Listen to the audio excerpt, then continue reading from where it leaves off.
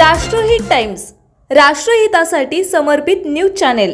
जुन्या वादातून घोलप गँगकडून तरुणावर कोयत्याने वार करून जीवे मारण्याचा प्रयत्न केला, तसेच तरुणाचे अपहरणही केले। ही घटना मंगळवारी 10 फेब्रुवारी रोजी दुपारी 2:45 वाजण्याच्या सुमारास केशवनगर येथील मराठी शाळेसमोर घडली।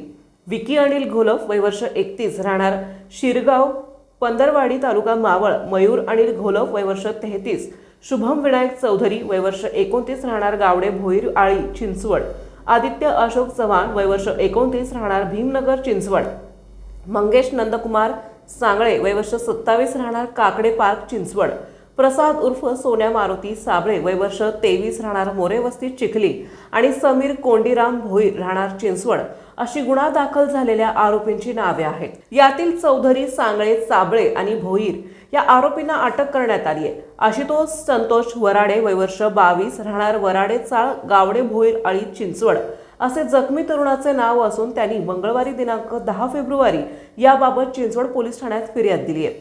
पोलिसांनी दिलेल्या माहितीनुसार फिर्यादी केशवनगर परिसरातून जात असताना आरोपींनी कोयता हवेत फिरवत दहशत निर्माण केली। फिर्यादी यांच्या डोक्यावर कोयत्याने वार करीत त्यांना जीवे मारण्याचा प्रयत्न केला। त्यानंतर त्यांना जबरदस्तीने कारमध्ये बसवून मारहाण करण्यात आली।